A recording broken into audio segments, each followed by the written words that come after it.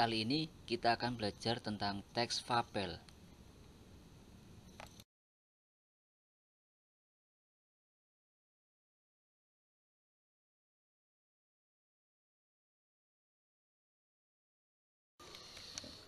Kompetensi inti 1. Menghargai dan menghayati ajaran agama yang dianutnya. 2. Menunjukkan perilaku jujur, disiplin, tanggung jawab, peduli, toleransi, gotong royong, santun, percaya diri dalam berinteraksi secara efektif dengan lingkungan sosial dan alam dalam jangkauan pergaulan dan keberadaannya. 3. Memahami pengetahuan, faktual, konseptual, dan prosedural berdasarkan rasa ingin tahunya tentang ilmu pengetahuan, teknologi, seni, budaya, terkait fenomena dan kejadian tampak mata. 4.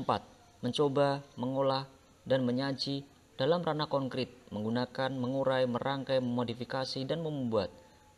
Dan ranah abstrak, menulis, membaca, menghitung, menggambar, dan mengarang, sesuai dengan yang dipelajari di sekolah dan sumber lain yang sama dalam sudut pandang atau teori.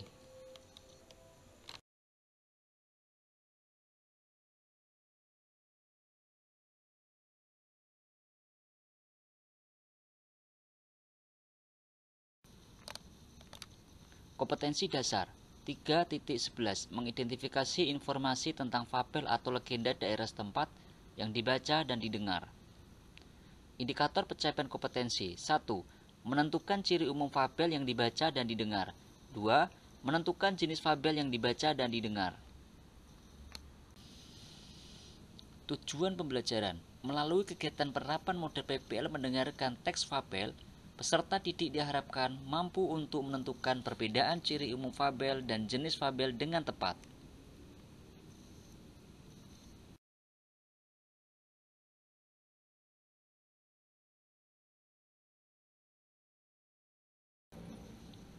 Materi yang akan disampaikan 1. Pengertian teks fabel 2. Ciri-ciri fabel 3. Unsur-unsur fabel 4. Jenis teks fabel.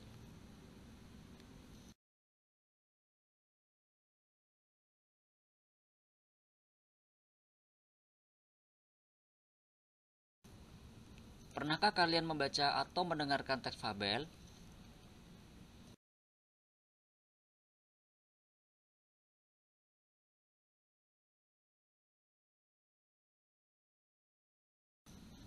Untuk lebih jelasnya tentang materi teks fabel, perhatikan tayangan video teks fabel berikut.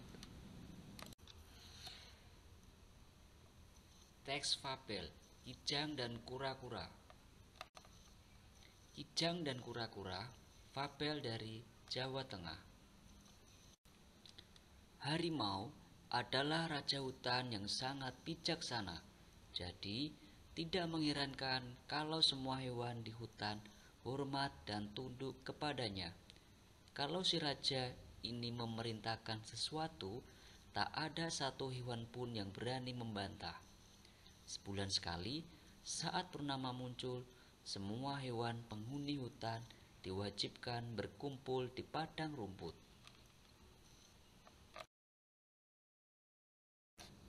Di sana, mereka akan membicarakan segala permasalahan yang ada di hutan itu. Biasanya, masing-masing hewan juga membawa hadiah istimewa untuk diberikan pada si raja hutan.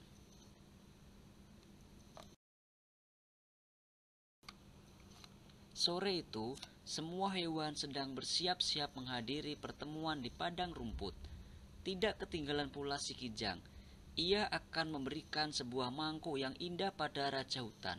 Mangkuk itu terbuat dari tempurung kelapa yang sangat besar.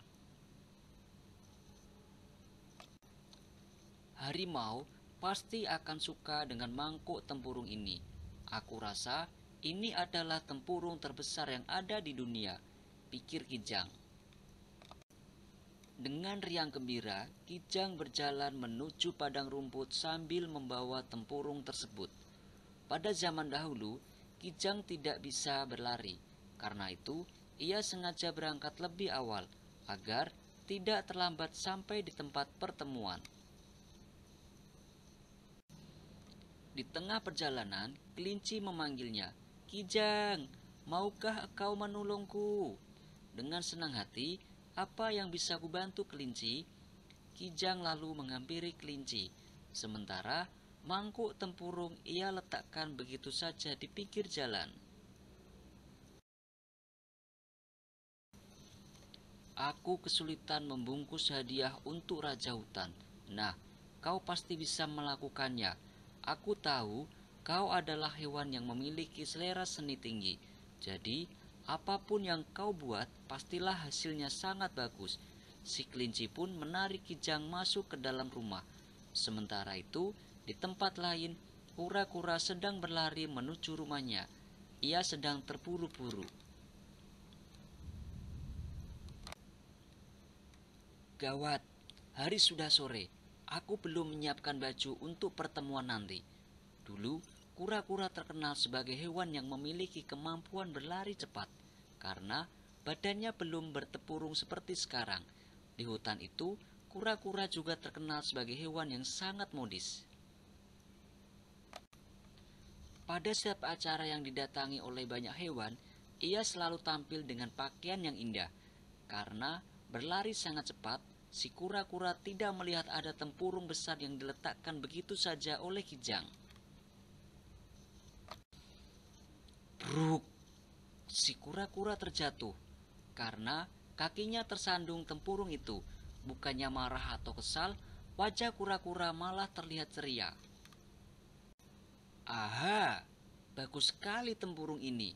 Akhirnya, aku menemukan pakaian yang cocok untuk kupakai buat acara nanti. Kura-kura membawa tempurung itu pulang. Sesampainya di rumah, ia mengikatnya tempurung itu di atas punggungnya. Pakaian ini membuatku terlihat gagah, tapi berat sekali ya. Kalau seperti ini, aku tidak bisa berlari cepat ke tempat pertemuan itu. Tak apalah, yang penting semua hewan akan memandang kagum kepadaku. Di tempat lain, kelinci dan Kijang sudah bersiap untuk berangkat. Begitu keluar dari rumah kelinci, Kijang sangat kaget karena tempurung yang ia bawa menghilang. Siapa yang tega mencuri tempurung itu? Tanya Kijang menangis terseduh-seduh. Sudahlah, anggap hadiah ini milik kita berdua, pucuk kelinci. Si Kijang pun setuju dan berhenti menangis. Malam itu, padang rumput sudah dipenuhi seluruh hewan. Mereka sedang menunggu kedatangan Raja Hutan. Kura-kura adalah hewan yang terakhir datang. Ia tampak gagah dengan baju barunya. Semua mata tertuju pada kura-kura. Ya, hampir semua hewan mengagumi penampilan kura-kura malam itu, kecuali si Kijang dan kelinci. Ternyata kau yang mencuri tempurungku ya, teriak Kijang, mengagetkan semua yang ada di sana. Enak saja, aku menemukan tempurung ini di pinggir jalan, bantah kura-kura. Untunglah harimau si Raja Hutan segera datang. Kijang pun segera mengadu, Tuanku harimau, kura-kura telah mencuri tempurung yang sebenarnya akan hamba berikan pada tuanku sebagai hadiah. Kelinci ini sebagai saksinya, Tuanku. Hamba tidak mencuri tuanku, hamba menemukannya di pinggir jalan, di depan rumah kelinci, ujar kura-kura membela diri. Apa betul begitu kelinci? Tanya harimau menyelidiki. Benar tuanku, Kijang meninggalkan tempurung itu di depan rumah hamba karena ia masuk ke dalam rumah untuk menolong hamba, kata si kelinci. Apa kau menyukai tempurung itu kura-kura? Si Raja Hutan bertanya menyelidiki. Tentu saja tuanku, tempurung ini membuat hamba terlihat gagah. Kalau begitu, aku akan memberikan tempurung itu untukmu. Sebagai gantinya, kemampuanmu berlari cepat akan aku berikan pada Kijang. Adil bukan? Ya, sejak saat itu, Kijang dapat berlari cepat, sedangkan kura-kura berjalan lambat. Tentu saja, kura-kura menyesal mengambil tempurung itu, tetapi penyesalan itu sudah terlambat dan tidak ada gunanya lagi. Sekian, terima kasih.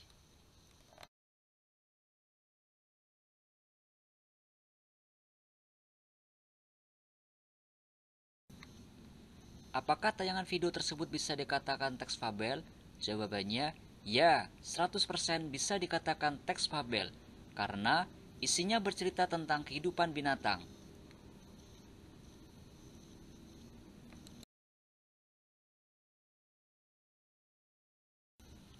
Setelah kalian melihat dan mendengarkan tayangan video fabel tersebut, selanjutnya Anda menentukan ciri umum fabel tersebut berupa tokoh, latar, alur, rangkaian peristiwa, dan amanat.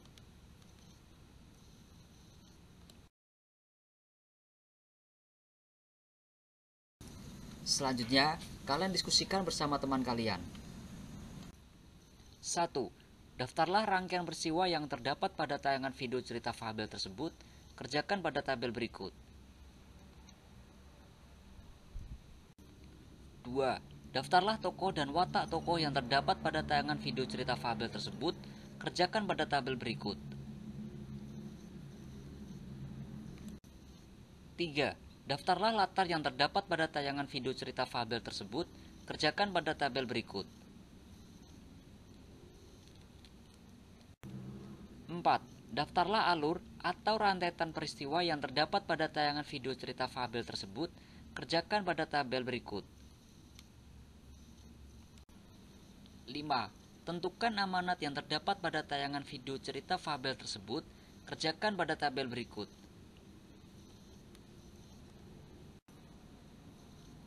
Kota info. Teks fabel. Teks fabel.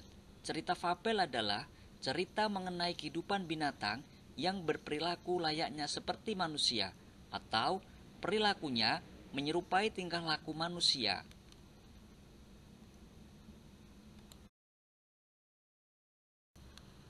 Tokoh fabel. Adapun tokoh yang berperan di dalam cerita fabel biasanya adalah binatang.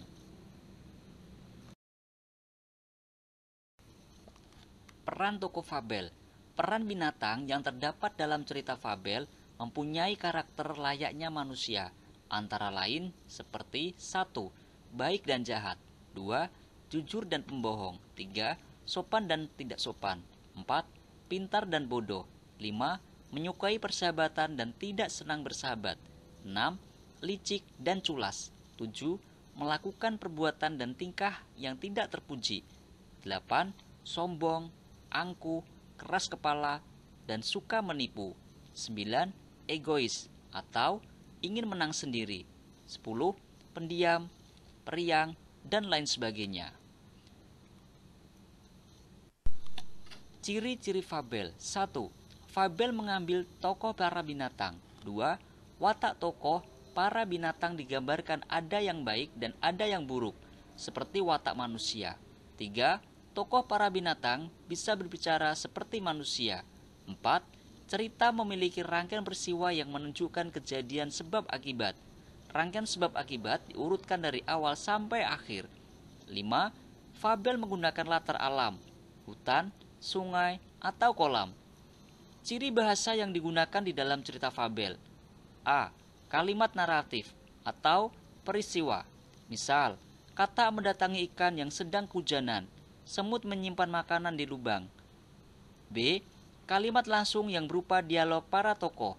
Dan C. Menggunakan kata sehari-hari dalam situasi tidak formal atau bahasa percakapan. Unsur-unsur intrinsik teks fabel. 1. Tokoh. Tokoh adalah hewan yang menjadi pelaku di dalam cerita fabel. Tokoh di dalam cerita fabel dibagi menjadi 3. A. Tokoh protagonis atau disebut juga dengan tokoh baik. B. Tokoh antagonis disebut juga dengan tokoh jahat. C. Tokoh pembantu atau disebut juga dengan tokoh tambahan.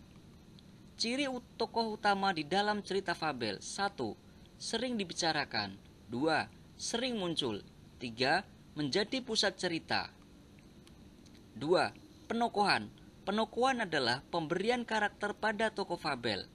Karakter fabel bisa bersifat protagonis, artinya tokoh yang disukai, sedangkan tokoh antagonis adalah tokoh yang tidak disukai. Watak tokoh fabel dapat disimpulkan dari penggambaran fisik, penggambaran tindakan tokoh, dialog tokoh atau komentar narasi penulis terhadap tokoh. 3. Setting atau latar adalah tempat dan waktu kejadian serta suasana di dalam cerita fabel. Latar dibagi menjadi 3. A. Latar tempat. B. Latar waktu. C. Latar sosial. 4. Tema. Tema adalah gagasan yang mendasari cerita di dalam fabel. Tema di dalam fabel dapat ditemukan dari kalimat kunci yang diungkapkan tokoh atau penyimpulan keseluruhan peristiwa sebab akibat di dalam cerita fabel. 5. Amanat. Amanat adalah pesan yang disampaikan penulis secara tidak langsung. Amanat disimpulkan dari sikap penulis terhadap permasalahan yang diangkat di dalam cerita fabel. Jenis fabel. Jenis fabel dibagi menjadi 2. 1. Fabel alami. Fabel alami adalah fabel yang menggunakan watak tokoh binatang seperti pada kondisi alam nyata.